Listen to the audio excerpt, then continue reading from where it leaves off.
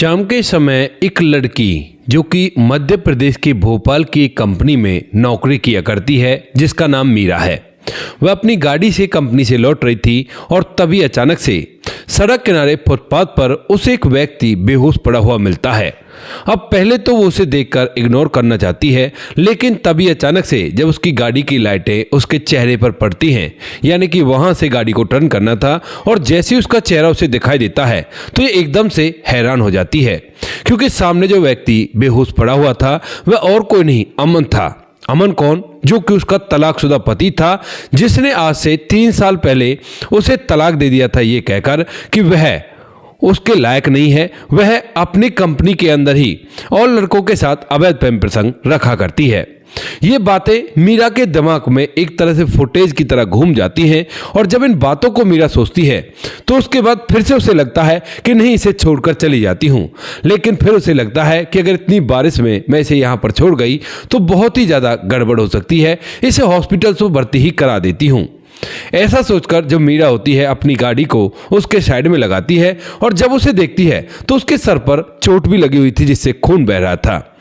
इसके बाद जो मीरा होती है वह पहले तो इधर उधर देखती है, लेकिन बारिश के समय में कोई भी आसपास नहीं था, और उसके बाद उसे उठाकर अपनी गाड़ी में जैसे तैसे डालती है, और डालने के बाद एक प्राइवेट हॉस्पिटल में चली जाती है।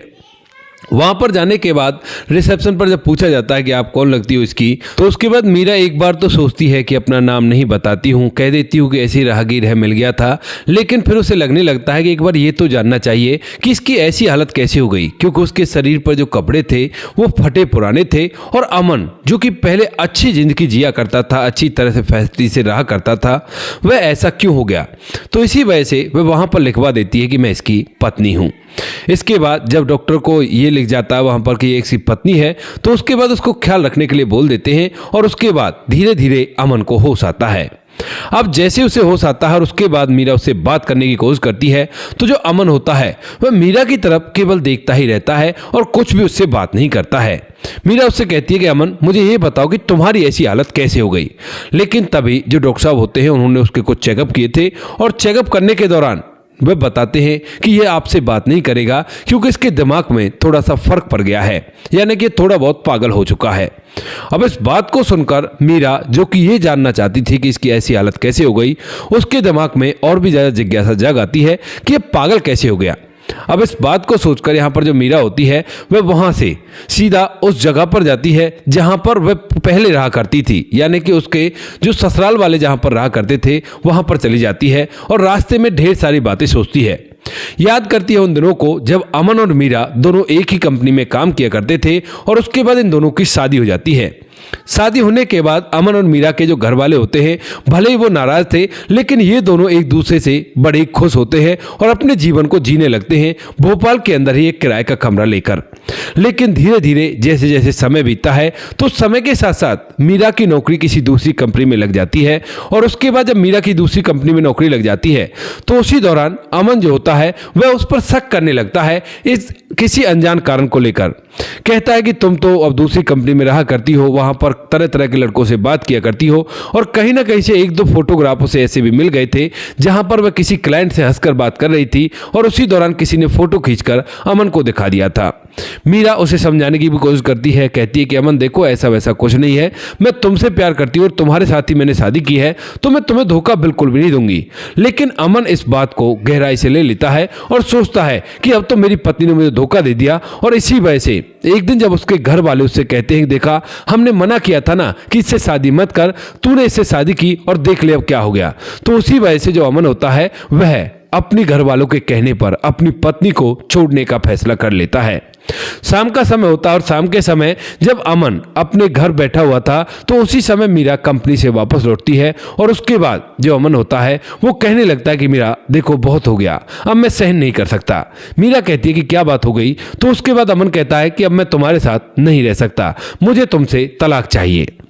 इस बात को सुनते ही मीरा के पैरों तले से जमीन खिसक जाती है और उसकी आंखों में आंसू आ जाते हैं। मीरा फूट फूट कर रोने लगती है। कहती है कि अमन देखो, मैंने अपने घर वालों तक को छोड़ दिया तुम्हारे लिए, लेकिन तुम मुझे इस तरह से धोखा मत दो और मैं बिल्कुल भी ऐसी नहीं हूं। लेकिन चूंकि अमन को पूरा विश्वास हो चुका था कि उसकी पत्नी किसी और के साथ अवैध प्रेम प्रसंगों में है, तो उसी वजह से जो अमन है वो अपने फैसले पर दृढ़ रहता है और कहता है कि मुझे ना तुमसे तलाक चाहिए और मुझे तलाक दे दो। इसके बाद जो अमन होता है वह मीरा से तलाक के लिए जब जिद करता है तो मीरा भी कुछ देर रोने के बाद उसे भी गुस्सा आता है और वो कहती है कि ठीक है, अगर ऐसी बात है तो ले लो तलाक। इसके बाद दोनों का तलाक हो जाता है और तलाक होने के बाद दोनों की जिंदगी अलग अलग हो जाती है। मीरा चूंकि अपने घर तो नहीं जा सकती क्योंकि उसने घर वालों की मर्जी के खिलाफ शादी की थी और घर वालों ने बोल दिया था कि आज के बाद तुम्हारा और हमारा कोई भी नाता नहीं है। तो इसीलिए जो मीरा होती है वह पहले तो काफी ज्यादा सोच विचार करती है कि उसने क्या किया, इस तरह से प्यार हुआ और प्यार के बाद शादी की, लेकिन उसके पति ने उसका साथ छोड़ दिया और इन बातों से काफी ज्यादा परेशान रहती है। लेकिन उसके बाद वो सोचती है कि इस तरह से जिंदगी व्यतीत नहीं होगी, कुछ ना कुछ तो उसे जीवन में करना होगा और इसीलिए जो मीरा होती है वह अब अपने दम पर जिंदगी जीने का फैसला करती है। वहां पर वह दम पर जिंदगी जीती है और दम पर जिंदगी जीने के बाद वह अच्छी कंपनी में अच्छी नौकरी किया करती है और स्वाभिमान के साथ अपने जीवन को जिया करती है। उसने एक बहुत ही अच्छा घर किराए पर ले रखा है क्योंकि अब उसे फ्यूचर की तो टेंशन है ही नहीं, शादी का तो उसका मन नहीं है और पहला पति उसे छोड़ चुका है, तो इसीलिए अब वह आज में जिंदगी जिया करती है। यानी कि जो पैसे कमाया करती उन्हीं पैसों को खर्च कर दिया करती और जीवन को मौज से जिया करती है। लेकिन तभी एक दिन अचानक से ये सब कुछ हो जाता है और इसके बाद अब जो मीरा है उसके गांव जाने लगती है। क्योंकि अमन का जो घर था वो गांव में था और अमन ने उसे तलाक देने के बाद गांव का ही रास्ता पकड़ा था और कहा था कि मैं तो अपने घर वालों के पास रहूंगा, तुम्हारे पास रहने से मुझे कोई भी फायदा नहीं है। इसीलिए जो मीरा होती है वह अब उसके गांव जा रही है और वहां पर जाने के बाद जैसे वो पहुंचती है तो पूछते पूछते अमन के घर तक जाती है। क्योंकि मीरा ने अमन का घर नहीं देख रखा था, ये पता था कि कौन से गांव का रहने वाला अमन है।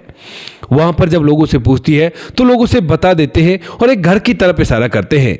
घर वैसे तो काफी बड़ा था लेकिन घर के अंदर सदस्य काफी थे।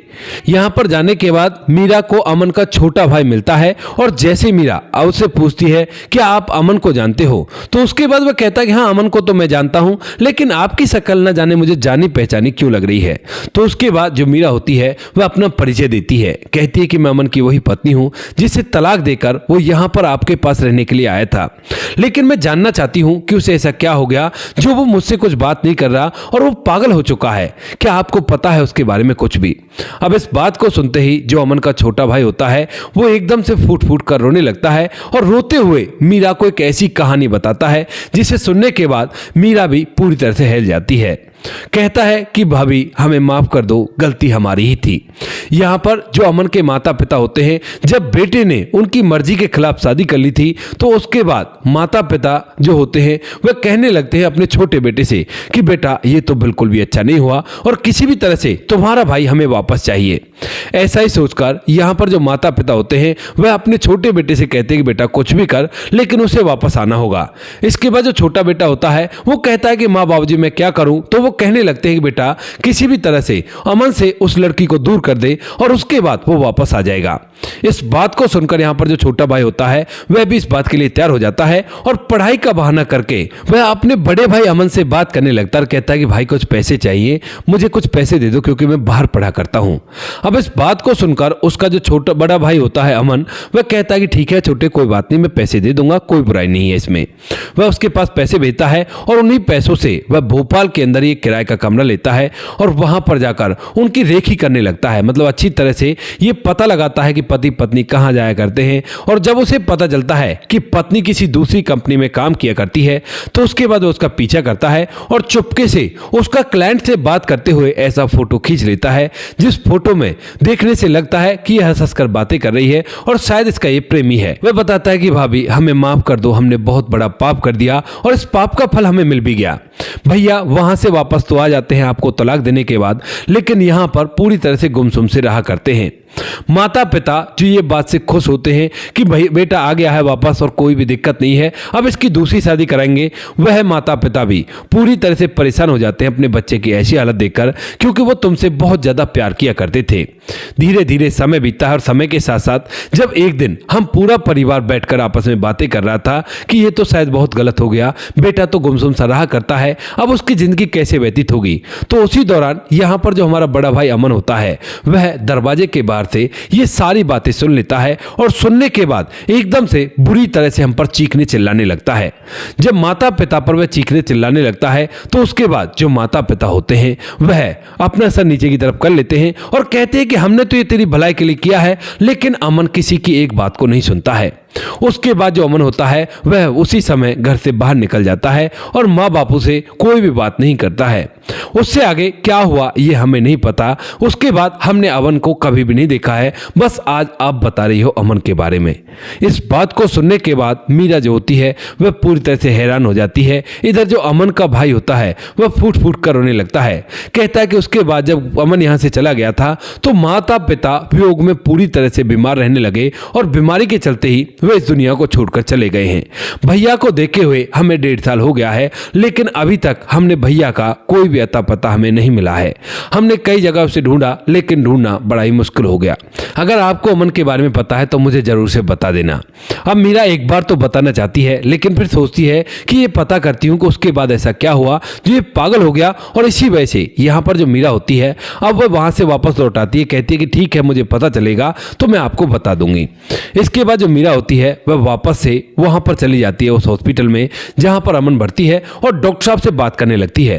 तो डॉक्टर साहब उसे एक पागलों के डॉक्टर के बारे में बताते हैं जो कि उत्तर प्रदेश के आगरा में था, और उसके बारे में वह बहुत सारी बड़ाई करते हैं। कहते हैं कि अगर वहां से इलाज होगा तो ये जरूर से ठीक हो जाएगा। इसके बाद जो मीरा होती है उसने अब तक कुछ पैसे इस तरह से भी बचा रखे कि कभी मुसीबत के समय में उसके काम आएंगे, और वह उन सारे पैसों को उसके इलाज में खर्च करने का सोचती है। मीरा अमन को अपने साथ अपनी गाड़ी में बिठाती है और वहां से सफर तय करने लगती है आगरा के लिए। सफर तय करने के बाद वह आगरा उस डॉक्टर साहब के पास पहुंच जाती है और उसके पास जाने के बाद वहां पर उसका ट्रीटमेंट करवाने लगती है। डॉक्टर साहब की 1000 रुपए फीस होती है और लगभग 2000 रुपए की दवाई उसने दी थी 15 दिनों के लिए, और कहा था कि इनमें से सुधार होगा और सुधार होने के बाद आपको बार बार यहां पर लाना होगा। इसके बाद जो मीरा होती है उसका सुधार करती है और उसके बाद उसे लेकर वापस से अपने उस किराए के घर में चली जाती है जिसमें वो रहा करती है। मीरा जो होती है उसकी देखभाल के लिए घर पर ही एक नौकरानी लगा देती है और कहती है कि इसका ख्याल रखना खाने पीने से लेकर हर चीज का, क्योंकि मैं तो कंपनी में काम करूंगी और अगर मैं काम नहीं करूंगी तो इसका इलाज कहां से कर पाऊंगी, क्योंकि डॉक्टर ने कहा था कि काफी लंबा इलाज चलेगा। धीरे धीरे इन बातों को लगभग 1 साल बीत जाता है और 1 साल बाद अमन को होश आ जाता है। अमन को जैसे ही होश आता है तो उसके बाद वह मीरा को पहचान लेता है और पहचानने के बाद एकदम से फूट फूट कर रोने लगता है। अब जब मीरा अपनी कंपनी की तरफ जा रही थी, यानी कि घर से तैयार होकर, और अमन उसे देखकर फूट फूट कर रोने लगता है, तो उसके बाद मीरा उसके पास आती है और कहती है कि क्या हुआ अमन, क्या परेशानी हो गई। तो उसके बाद अमन रोते हुए एकदम से मीरा से माफी मांगने लगता है। कहता है कि मीरा मुझे माफ कर दो, मुझसे बहुत बड़ी गलती हो गई और मैं तुमसे माफी मांगना चाहता हूं। इसके बाद जो मीरा है वह उससे कहने लगती कि क्या हुआ था मुझे साफ साफ बताओ, लेकिन तभी फिर से जो अमन होता है वह चुपचाप गुमसुम सा बैठ जाता है। इसके बाद जो मीरा होती है वह अमन के डॉक्टर साहब के पास फोन करती है और पूछने लगती है कि डॉक्टर साहब ऐसे ऐसे हुआ था, और उसके बाद फिर से चुपचाप हो गया। तो उसके बाद जो डॉक्टर साहब होते हैं वो कहते हैं कि बस आप चिंता मत करो, ये ठीक होने के लक्षण है और धीरे धीरे बिल्कुल ऐसा हो जाएगा, आप चिंता मत करो, इस बार जब आओगे तो आपको अच्छी दवाई दे दूंगा और उन दवाइयों से ये पूरी तरह से ठीक हो जाएगा, क्योंकि दवाइयां इस बार बदल दी जाएंगी। इसके बाद मीरा ऐसे ही करती है। 15 दिन बाद जब फिर से डॉक्टर साहब के पास जाती है तो डॉक्टर साहब दवाइयां बदल के देता है और उन दवाइयों से अमन को नींद तो ज्यादा आती है, लेकिन जब भी वह उठा करता तो मीरा से थोड़ी थोड़ी बातचीत करने लगता है और माफी मांगने लगता है। मीरा उसे माफ कर देती है और माफ करने के बाद जब मीरा उससे पूछती है कि अमन क्या क्या हुआ था, मुझे सब कुछ बताओ, क्योंकि मुझे ये तो पता चल गया है कि तुम्हें अपनी गलती का एहसास हो गया था, लेकिन तुम्हारी ऐसी हालत कैसी हो गई। तो उसके बाद जो अमन होता है वह एक एक करके सारी बातें बताने लगता है। कहता है कि मीरा, जब तुम वहां से चली गई थी तो उसके बाद मैं तुम्हें ढूंढने के लिए हर जगह गया जहां पर भी तुम्हारे होने की संभावना थी, लेकिन कहीं से भी तुम्हारा कोई भी अता पता नहीं मिला। मैं तुम्हें ढूंढ ढूंढ कर बहुत कुछ सोचा करता था। मैंने उसी कमरे को किराए पर ले लिया था जिस कमरे के अंदर कभी तुम रहा करती थी। चूंकि तुम उस कमरे को छोड़ चुकी थी और तुम्हारे घर वालों के पास भी तुम्हारा कोई भी कांटेक्ट नहीं था, तो इसीलिए मैं उस कमरे के अंदर रहकर तुम्हें पागलों की तरह ढूंढता रहा। और ढूंढते ढूंढते अचानक मैं भी न जाने मुझे ऐसा क्या हो गया कि मैं भी अपनी पूरी बातों को भूलने लगा और ऐसे इधर उधर घूमने लगा। कभी कभी याद आया करता था कि ये तेरी कैसी हालत है, लेकिन उसके बाद सोचता हूं कि तू इसी के लायक है। मैंने अपनी जिंदगी की पूरी कहानी उसके बाद की एक डायरी में लिख रखी है और तुम्हें वो डायरी पढ़नी होगी। इसके बाद जो मीरा होती है वो कहती है कि कहाँ है वो डायरी। तो उसके बाद जो अमन होता है वह मीरा को लेकर उसी घर पर चला जाता है जिस घर का किराया न भरने की वजह से एक दिन मकान मालिक ने उसे धक्के देकर निकाल दिया था, क्योंकि वह फिलहाल पागलों की सी हरकत भी किया करता था। वहां जाने के बाद मीरा उस मकान का किराया भरती है और किराया भरने के बाद जब अंदर जाती है तो वहां पर वो सारे सामान मिल जाते हैं जो मीरा अमन के कभी फेवरेट हुआ करते थे और उन सभी के सहारे से वह जिंदगी को जी रहा था। अमन उन सभी सामानों में से उस डायरी को निकालता है और जैसे डायरी को मीरा पढ़ती है तो एकदम से फूट फूट कर रोने लगती है और खड़ी होकर अमन को गले से लगा लेती है, क्योंकि इसके अंदर वो सारी बातें लिखी हुई थी जो कुछ ये महसूस किया करता था। एक बार तो ये भी लिखा हुआ था कि शायद हो सकता है ये लाइनें मेरी जिंदगी की आखिरी लाइनें हों और इसके बाद मैं इस दुनिया को छोड़कर जाने वाला हूं। लेकिन शायद अमन उसकी हिम्मत नहीं कर पाया था। तो उसके बाद आगे की लाइन में लिखा हुआ था कि मैं इस चीज की हिम्मत नहीं कर पाया, बहुत सारी कोशिश कर ली, लेकिन मीरा मैं क्या करूं, तुमसे प्यार जो था उस प्यार की बदौलत मैं ये सब कुछ नहीं कर पाया। क्योंकि मीरा ने कभी उससे कहा था कि जिंदगी में चाहे कुछ भी हो जाए तो उसके बाद अपने आप को इतना थका हुआ महसूस नहीं करना है जिससे ये कभी ख्याल दिमाग में आए कि अपने आप को इस दुनिया से विदा कर लूं। उसको हिम्मत मान के वह दोबारा से उसे ढूंढता है और जो जो उसे याद रहता है उन सभी चीजों को वह डायरी में लिखा करता है। लेकिन जब मकान मालिक ने उसे निकाल दिया था तो उसके बाद से उसने कुछ भी नहीं लिखा और ये डायरी पढ़ते ही जो मीरा है वो फूट फूट कर रोने लगती है, क्योंकि उनकी खट्टी मीठी यादें भी इस डायरी के अंदर लिखी हुई थी। यहाँ पर मीरा खड़े होकर एकदम से अमन को अपने गले से लगा लेती है और कहती है कि अमन, क्यों ना हम दोनों दोबारा से एक दूसरे से शादी कर ले, क्योंकि अब तुम्हारी जिंदगी भी पूरी तरह से ऐसी हो गई है और मैं अकेली अपनी जिंदगी को जिया करती हूँ। अमन जो होता है वो कहता है कि नहीं मीरा, मैं तुम्हारे लायक नहीं हूँ, मैंने तुम पर शक करके बहुत बड़ी गलती की है, जबकि ये सब कुछ मेरे घर वालों का करना धरना था। इस बात को सुनकर मीरा कहती है कि मुझे पता है और तभी मैं ये बात कह रही हूँ। इसके बाद जो अमन होता है वो कहता है उसकी तरफ देखकर, क्या मीरा सच में ही तुम मुझे माफ कर दोगी? तो उसके बाद मीरा कहती है कि हाँ बाबा, मैंने तुम्हें माफ किया और आज से हम लोग एक साथ उसी घर के अंदर रहेंगे जो कि मैंने किराए पर ले रखा है और अपनी जिंदगी को नए सिरे से शुरू करेंगे। इसके बाद जो अमन होता है उसकी आंखों में आंसू होते हैं और वह भी मीरा के गले लिपटता है। यहाँ पर दोनों के दोनों वहां से उस घर के अंदर चले जाते हैं कुछ खट्टी मीठी यादों को अपने साथ लेकर, और उसके बाद आज तक भी उसी घर के अंदर रह रहे हैं। जब कुछ दिन वहां पर रहते हैं तो उसके बाद मीरा जो होती है वो उसके भाई के पास भी उसे ले जाती है और कहती है देखो, गलती तो तुम्हारे भाई से वही है और वह भी अपनी गलती को लेकर काफी ज्यादा पछता रहा है। उसके बाद अमन और मीरा दोनों के दोनों अमन के छोटे भाई के पास जाते हैं और वहां पर उसका पूरा परिवार उसे मिलता है। वहां पर जाने के बाद छोटा भाई सबके सामने पैर पकड़कर रो रो कर उससे माफी मांगता है और कहता है कि भैया, माँ बाबू के चक्कर में मैंने सब कुछ कर दिया था, मुझे माफ कर दो। लेकिन अमन पल भर में उसे माफ कर देता है, कहता है कि छोटे, माता पिता का कहा मानना कोई पाप नहीं है और तुमने कोई गलती नहीं की।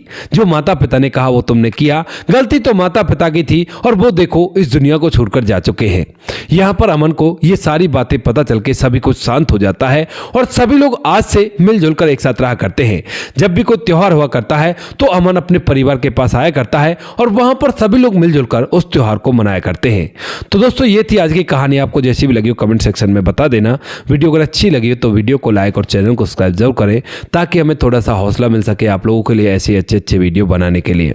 इन कहानियों को सुनाने का उद्देश्य किसी को परेशान करना बिल्कुल भी नहीं है। ये कहानी आपको इसलिए सुनाई जाती है ताकि आप लोग इन कहानियों में से कुछ ना कुछ सीख सको और अपने जीवन में उस चीज को अप्लाई कर सको। मिलते हैं किसी नेक्स्ट वीडियो नए टॉपिक के साथ, तब तक के लिए जय हिंद, जय भारत, जय हिंदुस्तान।